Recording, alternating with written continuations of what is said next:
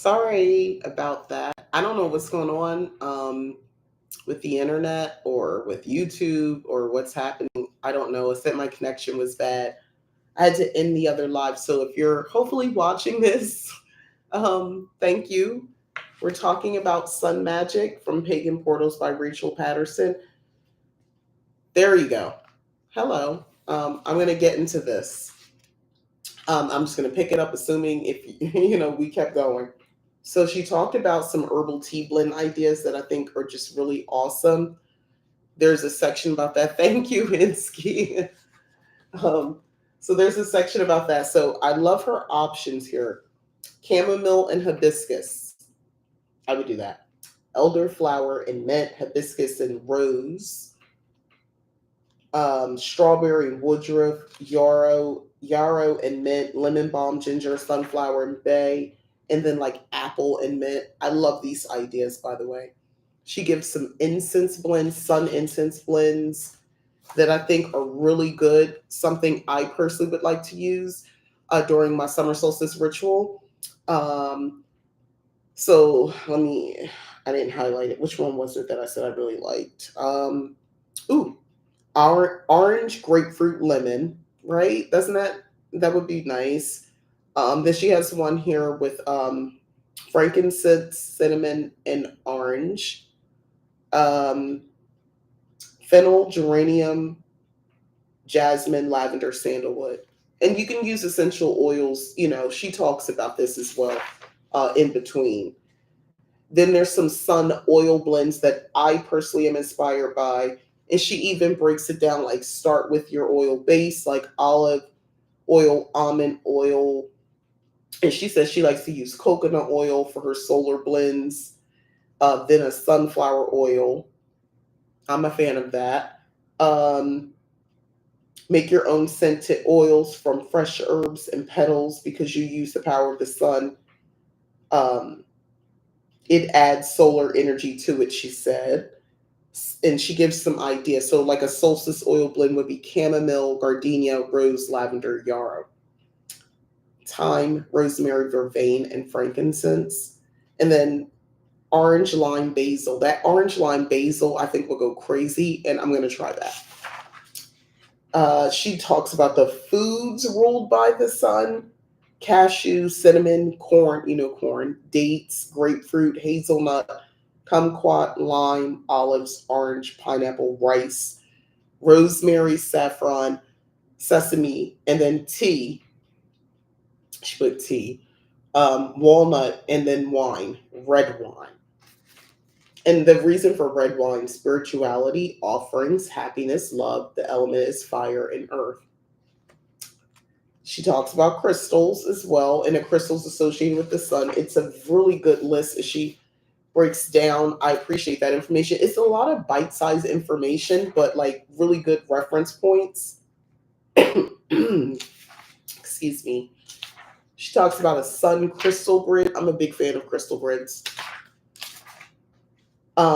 Mirror magic. This is what I was really looking forward to sharing. The mirror magic, I thought that was pretty cool. She says, I associate mirrors with both the moon and the sun. Dark mirrors particularly seem to lend themselves to lunar workings, but mirrors can be used very effectively in sun magic. A mirror can be used in direct sunlight to focus rays onto petition papers to burn them. She tells you to be careful.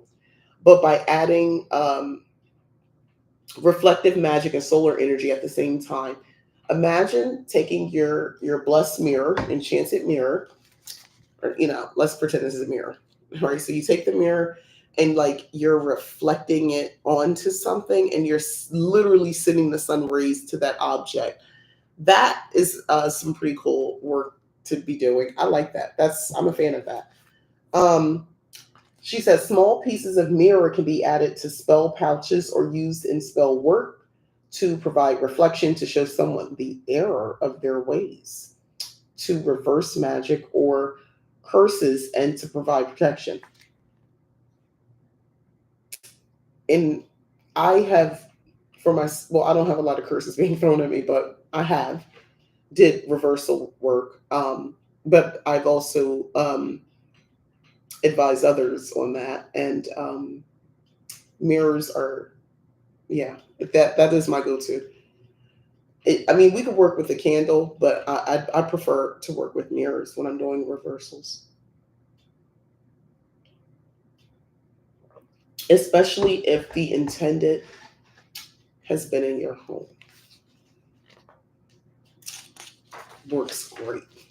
Anyhow, she does talk about animals, sun animals, bear, bee, beetle, ladybugs. Ladybugs fit the summer, right? I agree. Do you know in the UK they're called ladybird? A ladybug is called a ladybird in the UK. So anyway, I don't know the UK the way I just some of their names for things like you know how we've been reading Harry Potter and you're like, oh, this is just a magical world and they're just having fun. She just had fun with the words, but it's like everything is like poppy fizzle or something like I don't know. It's just weird. The words just seem funny to me that they use to describe animals and food and things like that. But ignore me. I'm a little meditation to meet a solar animal. So this is the one that I did, um, and it was a snake because she said, "See what animal meets you, greets you," and for me, it was a snake. So there you go. Let's see. Did she? What did she say about snakes? Okay, so she does as some animal. Quite often a shadow guide, the snake has so many wonderful qualities that will help and guide you. It sheds its skin, which reminds us that we can shed our illusions and any self imposed limitations or ideas and brings a link to astral travel. Snake also brings fertility, creation, and transformation. He is also seen as a symbol of sexuality and linked with many deities for that same reason. Snake is energy, raw power, and our inner spark of spirituality, but he also brings healing and wisdom. Keywords: transformation, fertility, astral travel, creativity, sexuality, power, spirituality, and healing wisdom. The solar animal meditation sounds interesting. It is interesting. I got into it. I got into it. Like some and here's the thing, it's not that deep. It's like and of course I knew this AC guy is gonna come. Bear with me. This is a day.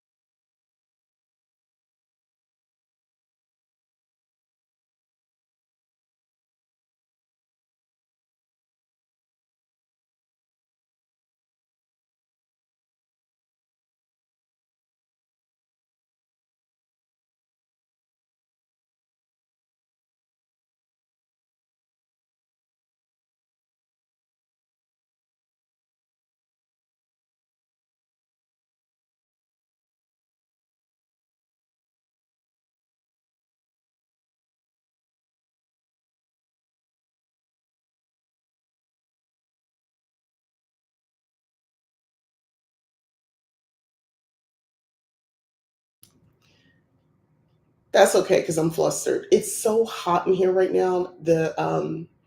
I knew the guys here are fixing the AC. I'm just so excited right now.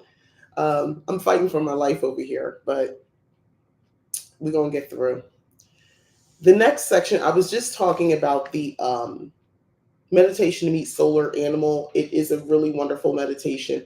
It's pretty short. It's just this page, basically, just this one page, and that's it. It's a relatively short thing. You can read it and immediately jump into it.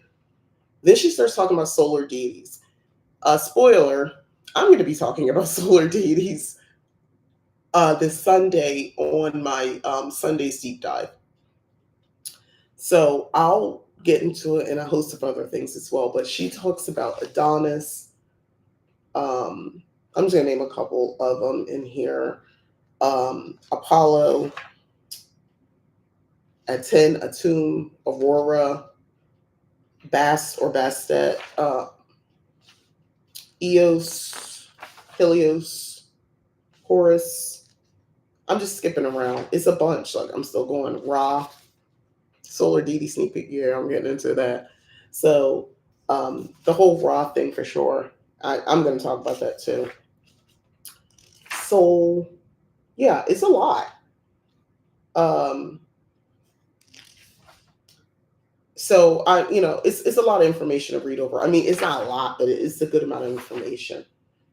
And then there's a meditation to meet a sun deity. So if you're interested in doing that one, that's another reason to get with the book as well, because she has these really great meditation. I think the meditations are pretty cool too. Like I think they're like some people do meditations and it doesn't work for me, but I actually like hers. Sun invocations. Here's the other my favorite part in the book. Um, she says here an invocation. Well, she first of all breaks down what an invocation is. An invocation means to invoke someone or something, i.e., to invoke a deity.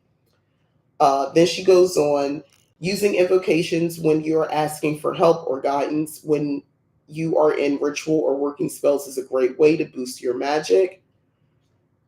Here's the invocation as she writes: Great Sun, giver of all life, lend me your fiery power and energy this day.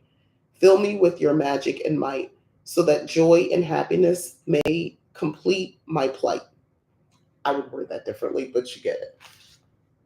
Then she goes on, she says, there's a drawing down the sun. So you guys heard of drawing down the moon.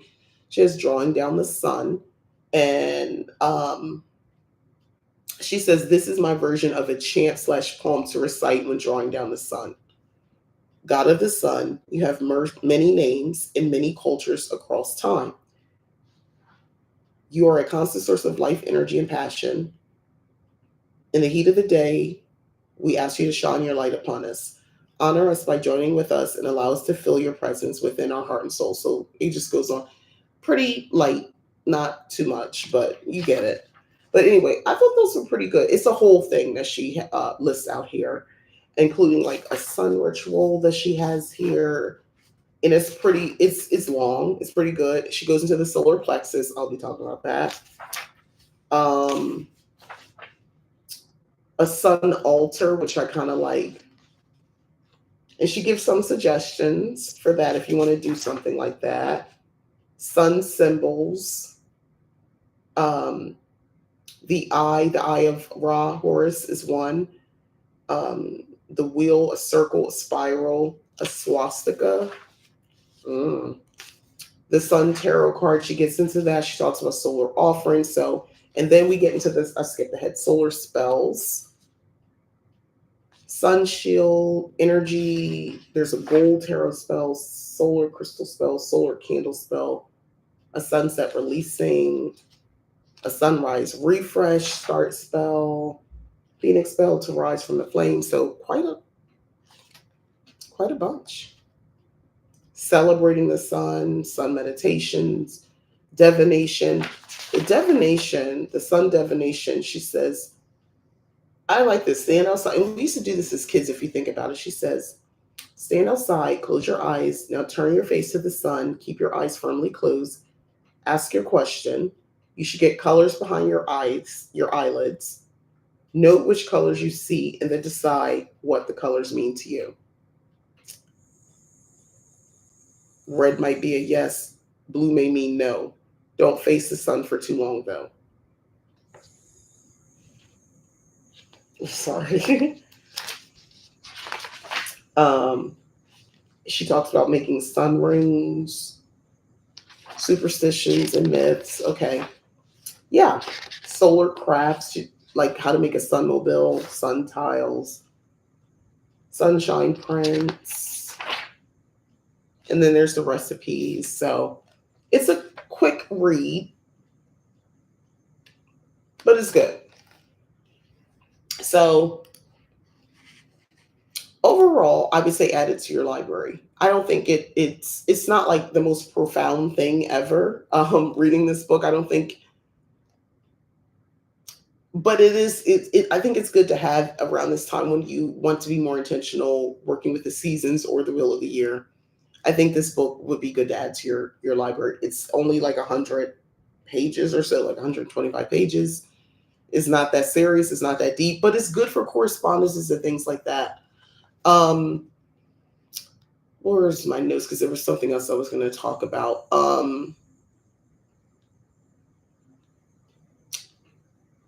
Here we go.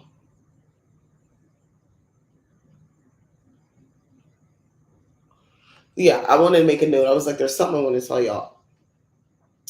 This would be good if you were starting like a sun grimoire or a sun, like if you're doing like a seasonal type magical record keeping. I would have this and I would take a lot of the correspondences and information and put it in my book. That's what I would do.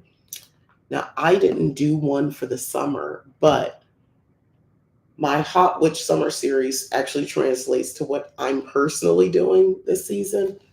So I'm recording the information in my book of Shadows for the Love Witch.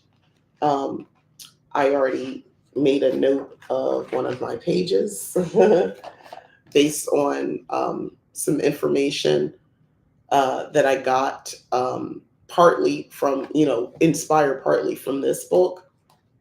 And me working that page and doing the ritual uh, was shared with the members. So hit the join button to join Leap Taken membership because they actually see me do the things and make the things and get the information like firsthand, actually see me do it. So I started in a series within just the members. So we're doing our own kind of countdown to the summer solstice. So yeah, I made something with them. But if you're curious, go ahead and hit that join button, and it supports the channel, but you get your member only content. So there's that. But yeah, that's another thing that I want to just point out. You can definitely do that. Um, I It's easy to adapt a lot of the ideas. One of the things, and this is something I'm thinking about as I'm working on a book right now for witchcraft, I don't want to make things unapproachable. I don't want to list things that it's hard to find or you may never find them or they're very, very expensive. Like, I don't want to do that. So I try to keep that in mind myself. Mostly, even the recipes that she lists, almost everything is easily accessible. Like, she has a recipe here for basic vegan chocolate muffin recipe. You're gonna lemon and poppy seed cake, solar shortbread cookies. That alone, I mean, come on, all that is butter, icing, and flour. It's not that deep. Like, it's not that hard. Um, she does a good job at keeping it approachable. Uh, I will say it's also working with this book. If you work on some of the things she's talking about, you can easily get into color, like color magic, very easily finding the colors for your candles. She has a couple different crafts that involves crayons and things like that, like making the sun mobile, um, using like different colors and textures and things like that. Anyway, it's just a way to kind of bridge that level of creativity if you have it. I'm a huge fan of this book and how it's written because it is so approachable. Excuse me. And also, there's a way to make actually have real life application with the things that she's talking about. So it's a book that doesn't take itself too seriously, but it just gives you information rather quickly. 125 pages, a lot of content. So it's actually, I'm glad I actually wanted to go over this. I chose this because I was like, I want to do solar stuff. I don't want to just buy stuff and it's not good. And I remember I did have this book, so that's why I planned this one out. But I'm glad I reread it because I could apply this to my own stuff as well. Um,